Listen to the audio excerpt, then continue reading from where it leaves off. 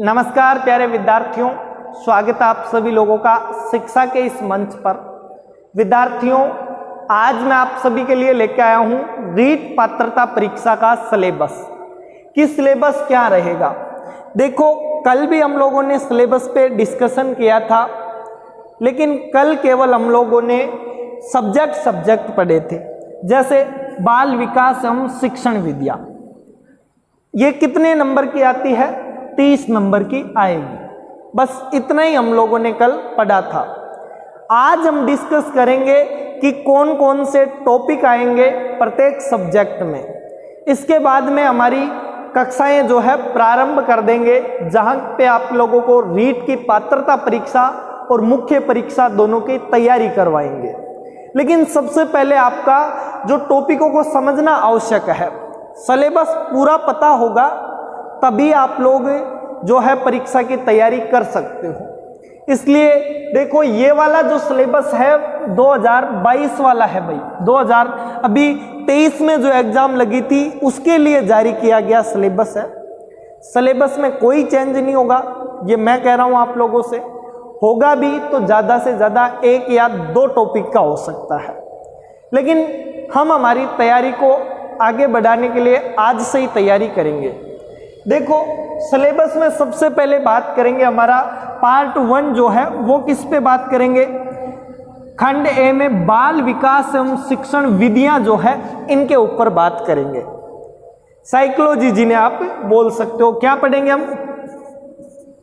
Psychology.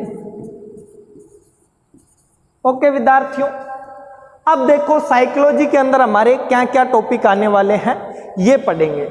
सबसे पहले देखें तो हमारे पास में यहाँ पे दे रखा है बाल विकास की फर्स्ट यूनिट। पहली जो यूनिट है उसका क्या नाम है?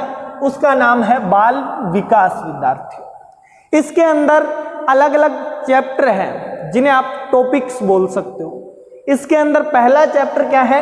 वर्दी एवं विकास की संकल्पना। यह आपको पढ़ना है। पहला कौन सा है? वर्दी एवं विकास की संकल्पना। जब हम साइकोलॉजी पढ़ेंगे तब हमें सबसे पहले यही चैप्टर पढ़ना होगा। फिर दूसरा देखें, विकास के विभिन्न आयाम। ये भी आप लोगों के लिए बहुत ही महत्वपूर्ण है। आप लोगों ने जब बीएसटीसी या फिर बीएड की होगी तब आप लोगों ने अच्छे से पढ़ा होगा, वहां पे भी परीक्षाओं में ये टॉपिक पूछे जाते थे। देखो, दूसरा टॉपिक तो ये हो गया अपने पास में। तीसरे टॉपिक की बात करें तो तीसरा है विकास को प्रभावित करने वाले कारक, विशेष रूप से परिवार एवं विद्यालय के संदर्भ में एवं अधिनियम से उनका संबंध। अर्थात विद्यार्थियों, विकास को जो प्रभावित करने वाले कारक है, स्पेशली कौन से कारक? जो परिवार एवं विद्यालय के संदर्भ में हो, जो बच्चे के विकास को प्रभावित करते हो और परिवार और विद्यालय से संबंधित हो, ऐसे जो टॉपिक है वो पढ़ेंगे और उनके अधिनियमों के संबंध भी जो है पढ़ेंगे। तो बाल विकास में हमारे पास में कितने चैप्टर हैं? हमारे पास में टोटल 3 चैप्टर बाल विकास में आ जाते हैं। फिर देखो, नेक्स्ट टॉपिक है वंशानुक्रम एवं वातावरण की भूमिका। ये भी इसी में है भाई। तो कुल मिला के कितने? 4 हो गए अपने पास में। कितने? 4 जो है चैप्टर किस में पढ़ेंगे? बाल विकास के अंदर हम पढ़ेंगे। अब देखो, एक एक टॉपिक पर बात करेंगे। हमारी जैसे ही कक्षाएं प्रारंभ करेंगे तब हम एक एक टॉपिक को पढ़ना प्रारंभ कर देंगे। देखो, नेक्स्ट वाला है अपने पास में व्यक्तिगत भिन्नताएं। यूनिट सेकंड है भाई। ये कौन सी यूनिट है? Unit second. साइकोलॉजी के अंदर सेकंड यूनिट जो है उसकी बात कर रहे हैं। जो दूसरी यूनिट है उसमें है आपको व्यक्तिगत भिन्नताओं में अर्थ, प्रकार एवं व्यक्तिगत भिन्नताओं को प्रभावित करने वाले कारकों के बारे में बताना है। उनका क्या क्या अर्थ है, व्यक्तिगत भिन्नता को कौन कौन से जो है कारक प्रभावित करते हैं, ये बताना है बस। फिर देखो, व्यक्तित्व के अंदर क्या क्या संकल्पनाएं होती है, प्रकार एवं व्यक्तित्व को प्रभावित करने वाले कारक, व्यक्तित्व की मापनियां पढ़ेंगे। और फिर बुद्धि में हम संकल्पना, सिद्धांत एवं इसका मापन, बहुबुद्धि सिद्धांत एवं इनके नियतार्थ जो है पढ़ेंगे। तो ये बहुत ही आसान से हैं।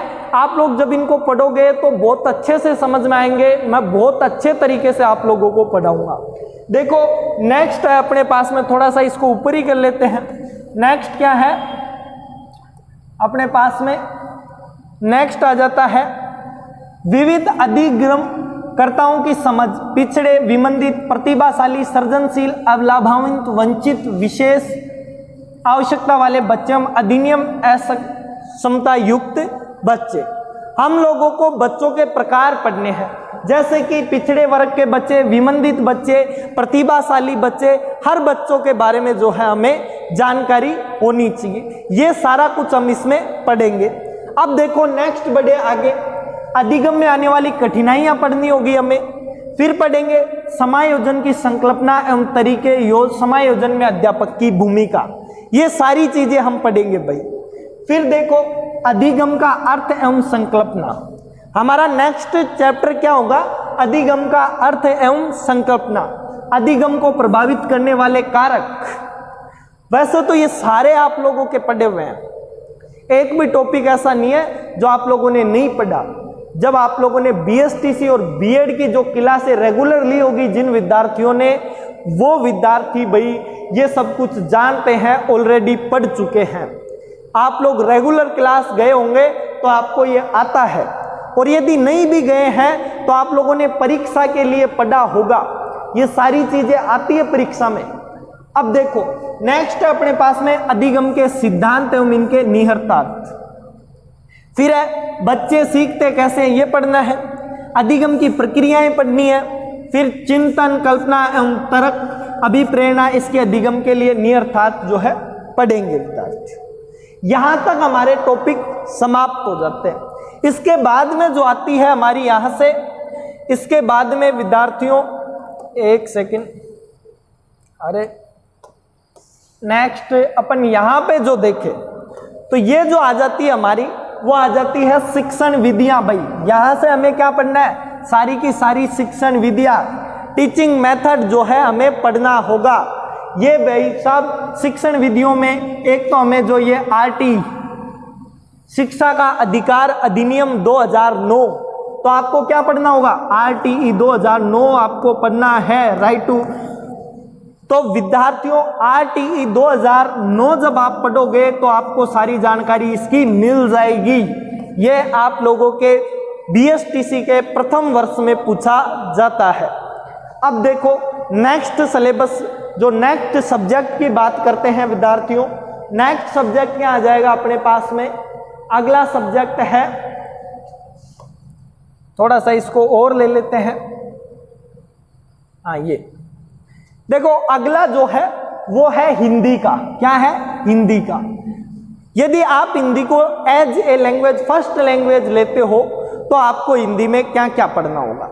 हिंदी के लिए देखो आपके वही 30% आएंगे, टोटल कितने 30 क्वेश्चंस आएंगे, और कितने अंकों के होंगे, तो 30 ही नंबरों के होंगे भाई।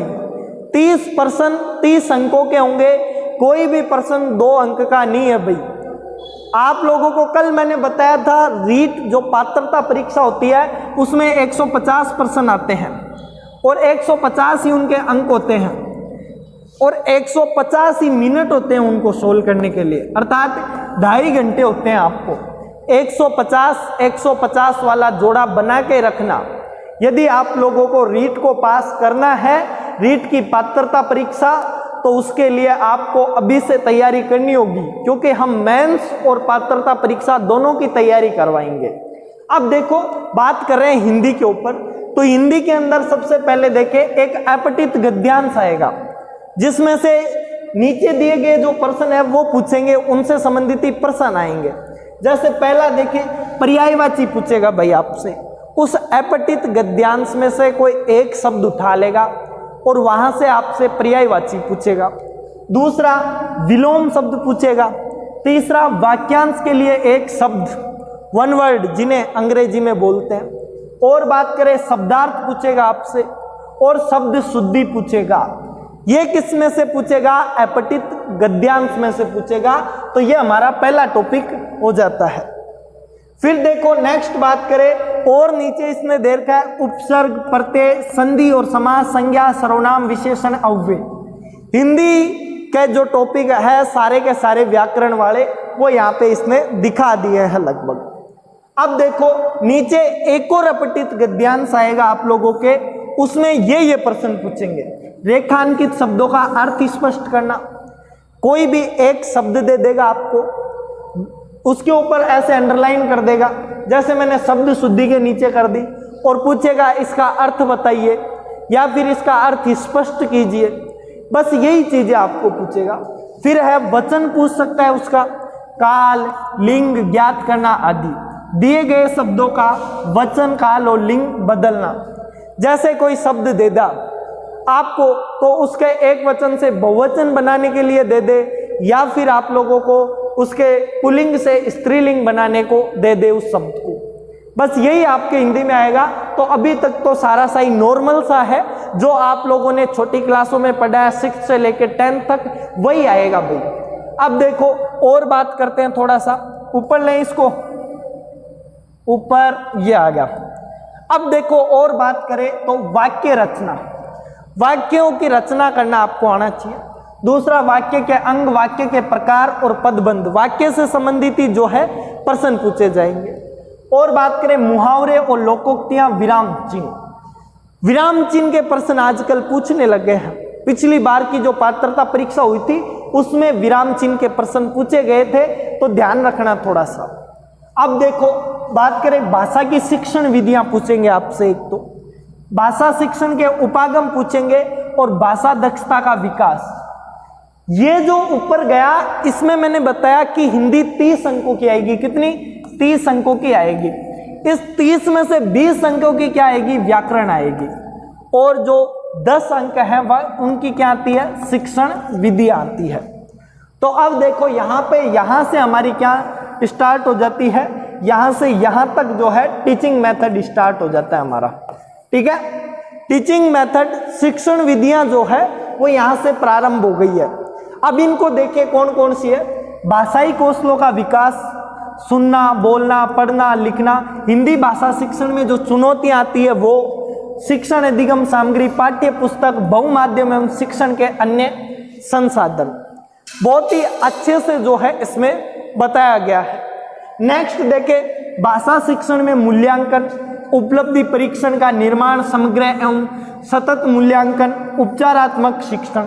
ये जो सारी चीजें हैं वो आपसे पूछी जाएगी। देखो और बात करें तो इसमें यहाँ पे लिख रखा है कि भाई बहुविकल्पी प्रश्नों का मापदंड कक्षा 1 से 5 तक के राज्य सरकार द्वारा निर्धारित पाठ्यक्रम सत्र 2021-22 पाठ्य पुस्तक एवं पाठ्य वस्तु के आधार पे होगा, लेकिन कठिनाई का स्तर सेकेंडरी लेवल तक की पाठ्य पुस्तकों का होगा। अर्थात टॉपिक आपसे 1 से 5वीं तक की जो कक्षाएं हैं उनके संबंधित ही पूछेंगे, उनकी पाठ्य पुस्तकों से, लेकिन जो उनकी कठिनाई का स्तर होगा वो विद्यार्थियों 10वीं कक्षा तक का होगा। ये बात आपको ध्यान रखनी है। अब देखो नेक्स्ट आगे बढ़ते हैं। और क्या है नेक्स्ट सब्जेक्ट, कौन सा आ जाता है अपने पास में? नेक्स्ट सब्जेक्ट है English. As a language, English को जब आप लेवल जो एज ए फर्स्ट लैंग्वेज आप इंग्लिश को चुनते हो, तो फिर इंग्लिश को आपको क्या क्या आएंगे? वही इंग्लिश में भी 30 क्वेश्चन आएंगे, 30 मार्क्स के आएंगे भाई, कोई कटौती नहीं होगी। इसमें से 20 नंबर की क्या आएगी? ग्रामर आएगी, और 10 नंबर की क्या आएगी? आपके टीचिंग मेथड आएगी। इसी तरीके से इसका भी विभाजन है। अब देखो इसको थोड़ा सा सिलेबस पे डिस्कस करें। सिलेबस सबसे पहले क्या आएगा? Unseen passage. क्या आएगा भाई? अनसीन पैसेज आएंगे आपके पास में। अनसीन पैसेज में क्या क्या पूछेगा? Synonyms, antonyms, spellings, word formation, one word substitution, ये सारे जो है इंग्लिश में पूछेगा। वही हिंदी वालों की तरह ही इसमें आएगी व्याकरण। फिर देखो एक और अनसीन पैसेज आएगा आपके पास में, वहाँ पे part of speech, tense, determiners, degrees of comparison, ये सारा कुछ आपका इसमें पूछने वाला है। और बात करें अंग्रेजी की, देखो थोड़ा सा,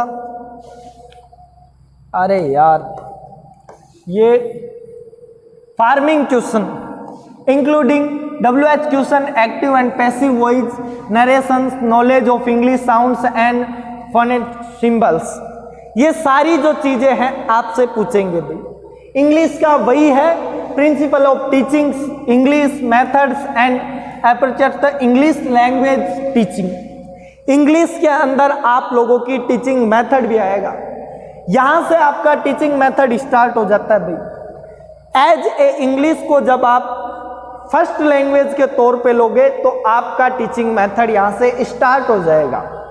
देखो ये वही डेवलपमेंट लैंग्वेज स्किल्स कौन सी है, टीचिंग लर्निंग मटेरियल्स जैसे text book, multi media materials and other resources, ये सारा कुछ आप लोगों को पढ़ाया गया था जब आप लोगों ने BSTC की थी। मेरे अंग्रेजी वाले गजेंद्र सर बहुत अच्छे लगते थे जब वो अंग्रेजी पढ़ाते थे, क्योंकि उन्होंने हमें हर चीज बताई थी।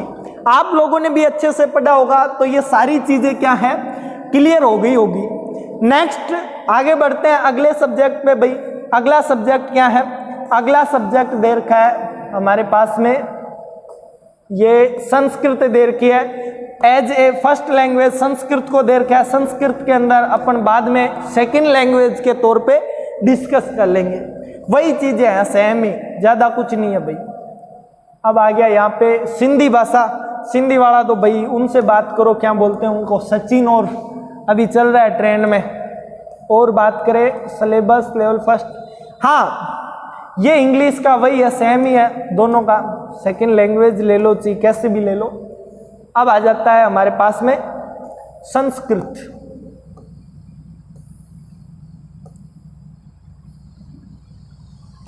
संस्कृत पे अभी मैंने कहा कि जब हम संस्कृत को सेकंड लैंग्वेज के तौर पे लेते हैं तो क्या क्या आएगा। देखो संस्कृत को जब सेकंड लैंग्वेज के तौर पे लेते हैं तो वही आपके पर्सन कितने आएंगे, 30 आएंगे भाई। कितने अंकों के आएंगे, 30 अंकों के आएंगे। कोई आपसे कहे कि भाई 20 अंकों के आएंगे तो मानना मत, क्योंकि संस्कृत को भी उतना ही महत्व है। 20 नंबरों की तो क्या आएगी आपके व्याकरण, और 10 नंबरों के आपके क्या आने वाली है भाई, वही शिक्षण विद्या संस्कृत में पूछी जाने वाली है। अब देखो एक एक करके टॉपिक पे बात करते हैं, कौन कौन से टॉपिक आएंगे अपने। तो टॉपिक है, थोड़ा सा नीचे कर लेता हूं। एकम अपठित गद्यांशम आधारित करते हैं निम्नलिखित व्याकरण संबंधित प्रश्न। अर्थात देखो इतनी संस्कृत नहीं आती है तो गलत बोल दे तो माफ करना, सीधा सा कह रहा हूं मैं तो। अब इसमें देर का एक तो आपके क्या आएगा, अपठित गद्यांश आएगा। उसमें क्या क्या है, धातु रूप, कारक, विभक्ति, उपसर्ग, प्रत्यय, संधि, समास, लकार, सर्वनाम, विशेष्य, विशेषण, लिंग, अव्ययशेषु प्रश्न, ये सारे जो इनसे संबंधित प्रश्न है वो पूछे जाने वाले हैं भाई। नेक्स्ट और बात करें, एकम अपठित पद्यांश व श्लोकम राजस्थान से इतिहास कला संस्कृति चादारीकृत्य निम्नलिखित बिंदु संबंधी व्याकरण प्रश्न। एक पद्यांश आएगा भाई जिसमें श्लोक लिखे हुए होंगे और ये राजस्थान की संस्कृति से संबंधित होंगे, ये ध्यान रखना है आपको। संस्कृत के अंदर उसमें जो है संधि समास के प्रश्न पूछेगा, और कारक, प्रत्यय, छंद, अलंकार, विशेष, विशेषण, लिंग संबंधित जो प्रश्न है वो आपसे पूछेगा भाई। अब देखो और बात कर लेते हैं थोड़ी सी आगे, इसको ऊपर लेके। संस्कृत में संख्या ज्ञान, समय ज्ञान, ये क्या है, महेश्वर सूत्राणाम संबंधित प्रश्न, समय और संख्या से संबंधित जो भी प्रश्न है वो आपसे पूछे जाएंगे। और यहाँ पे फिर संस्कृत की जो शिक्षण विधियां है वो प्रारंभ हो जाती है भाई। यहाँ पे ये टीचिंग मेथड, यहाँ पे 10 नंबर का पोर्शन स्टार्ट हो जाता है। इसमें संस्कृत की जो शिक्षण विधियां हैं वो आपसे पूछे जाने वाली है। अब देखो नेक्स्ट पर बात करते हैं, सीधा डायरेक्ट अगले पे बढ़ते हैं। अगला क्या है अपने पास में, गणित। यहाँ पे इंपॉर्टेंट है भाई, ये आपको ध्यान देना है। गणित जो है जैसा का जैसा हमारे रीट पात्रता में है वैसा का वैसा ही मेंस में है। मात्र और मात्र 2 प्रश्नावलियां आपके जोड़ी गई है, बाकी जैसी गणित पात्रता परीक्षा में है वैसी की वैसी गणित आपके मेंस के एग्जाम में आएगी। तो अब देखो थोड़ी सी बात करें गणित का, यहाँ पे आ गया अपने पास में सब्जेक्ट, वही 30 नंबरों का प्रश्न आएंगे और 30 नंबरों के होंगे। कुल 30% 30 जो है अंकों के होंगे भाई, इतना ही ध्यान रखना है। अब देखो 1 करोड़ तक की पूर्ण संख्याओं का पता होना चाहिए गणित में आप लोगों को। नेक्स्ट, स्थानीय मान जो आप लोगों ने 5वीं 6ठी क्लासों में बहुत ज्ञात किए होंगे, 6ठी क्लासों में ज्यादा आते थे, 6वीं कक्षा में हमारे आते थे। गणितीय मूल संक्रियाएं, जोड़, बाकी, गुणा, भाग, भारतीय मुद्रा। यदि किसी विद्यार्थी को नहीं पता हो तो 5वीं 6ठी वाले भाई के पास में बैठ जाना, थोड़ी बहुत वो सिखा देगा। बाकी हाई लेवल की जो याद चाहिए वो हम सिखा देंगे, आपके साथ में हमेशा है। अब देखो, भिन्न की अवधारणाएं आनी चाहिए, अंग्रेजी में बोले तो फ्रैक्शंस आने चाहिए आपको। उचित भिन्न, समान हर वाली उचित भिन्नों की तुलना, मिश्र भिन्न, असमान हर वाली उचित भिन्नों की तुलना, भिन्नों की जोड़, बाकी, अभाज्य एवं संयुक्त संख्याएं, अभाज्य गुणनखंड, लघुत्तम समापवर्त्य, महत्तम समापवर्त्य, एलसीएम एचसीएफ भी आपसे पूछे जाएगा। ये गणित का तो सामान्य सा है, जो भी देखेगा आसानी से समझ जाएगा कि गणित में क्या पूछा गया है। अब देखो थोड़ा सा और ऊपर बात करें इसकी, तो इसमें क्या है, औसत, लाभ हानि और सरल ब्याज। अब मेंस के अंदर क्या है, यहाँ पे एक चीज और जुड़ जाती है भाई, मेंस की बता रहा हूं। देखो मेंस के अंदर यहाँ पे आप लोगों से चक्रवृद्धि ब्याज और पूछ लिया जाता है। क्या पूछ लिया जाता है? चक्रवृद्धि ब्याज और आपसे यहाँ पे पूछ लिया जाता है सरल ब्याज की जगह पे। बस इतना सा ही फर्क है मेंस के अंदर और इसके अंदर, बाकी कोई डिफरेंस नहीं है। फिर देखो बात करें समतल एवं वक्रतल, समतल एवं ठोस ज्यामितीय आकृतियां, ये ज्योमेट्रिक जो आती है अपनी मैथ के अंदर, विशेषताएं, बिंदु रेखा, किरण, रेखाखंड, कोण एवं उनके प्रकार। कोण के प्रश्न तो पूछते ही पूछते हैं भाई, कोण वाले प्रश्न ऐसी कभी एग्जाम नहीं गई जब आपसे कोण वाले प्रश्न नहीं पूछे गए, तो कोण वाले प्रश्नों को तो आपको अच्छे से रट लेना है। देखो अब नेक्स्ट बात करें लंबाई, भार, धारिता, समय, क्षेत्र मापन एवं इनकी मानक इकाइयां, उनसे संबंधित वर्ग कारक तथा आयताकार वस्तुओं के पृष्ठ तल का क्षेत्रफल एवं परिमाप, ये सारा कुछ आपको आना चाहिए भाई। अब देखो थोड़ा सा और बात कर लेते हैं कोर्स के ऊपर। ये हमारी यहां से टीचिंग मेथड प्रारंभ हो जाता है गणित का। क्या आएगा टीचिंग मेथड में? गणित की प्रकृति एवं तर्क शक्ति, दूसरा पाठ्यक्रम में गणित की महत्ता, तीसरा गणित की भाषा, सामुदायिक गणित, आंकड़ों का प्रबंध। ये चीजें आपसे पूछी जाएगी।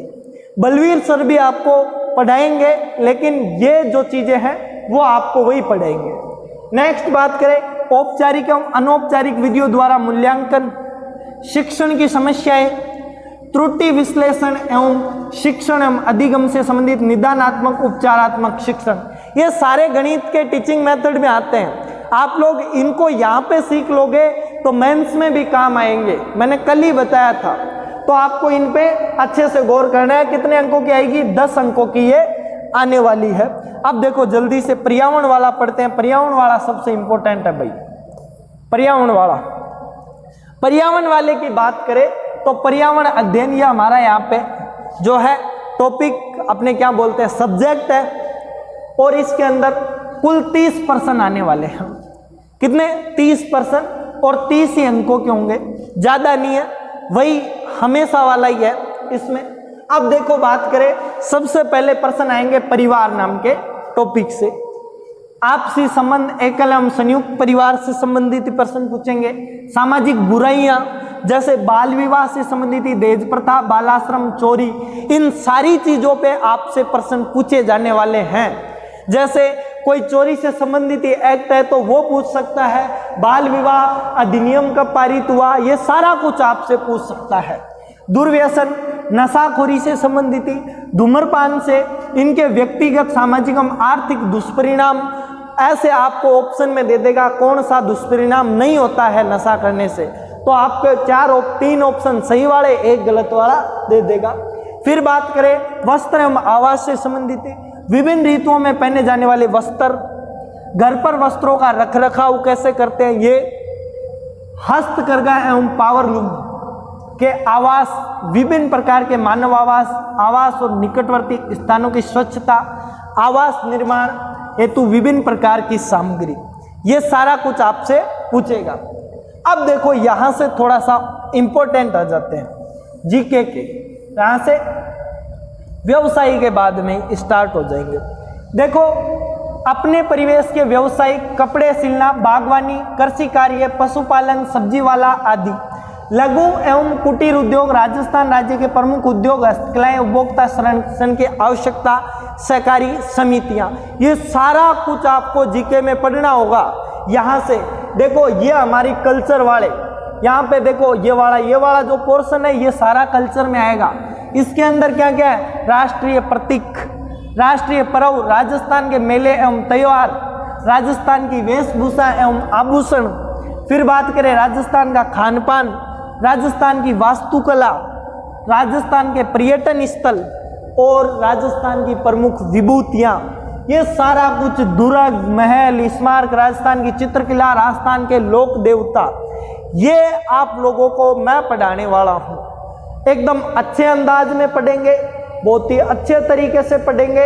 राजस्थान की जो कला संस्कृति है उसके छक्के छुड़ा देंगे जब परीक्षा में इससे संबंधित प्रश्न आएंगे। तो आप लोगों को क्या होना है? निश्चिंत हो जाना है परीक्षा की दृष्टि से। अब देखो, यहाँ पे परिवहन और संचार से संबंधित है, फिर अपने शरीर की देखभाल। यहाँ पे आपके साइंस के स्टार्ट हो जाते हैं 2, ठीक है। तो ये साइंस वाला पोर्शन है, ये पढ़ लेना आप लोग। मैं PDF जो है अवेलेबल करा दूंगा ऐप में जाके पढ़ लेना। सिलेबस डाल रखा है वैसे तो ऐप में। और देखो, यहाँ पे बात करें सजीव जगत, ये भी उसी में। फिर यहाँ पे जल, हमारी पृथ्वी, अंतरिक्ष, ज्योग्राफी वाले आ जाते हैं भाई, पर्वतारोहण। ये जो 3 टॉपिक है जो ज्योग्राफी से संबंधित आ जाएंगे आप लोगों के पास में। ये थोड़ी सी आवाज आ रही है, इसको म्यूट करना पड़ेगा। तो अब देखो, हमारा जो है ये सारा कुछ सिलेबस हमने डिस्कस कर लिया है। बीच में वो थोड़ा यहाँ पे थोड़े यात्री आते रहते हैं, तो इस वजह से डीजे वगैरह चलता रहता है। अब हम लोग जो है विद्यार्थियों, सिलेबस को हम लोगों ने डिस्कस कर लिया सारा। ये टीचिंग मेथड बचे हैं, ये पर्यावरण के टीचिंग मेथड है, वही 10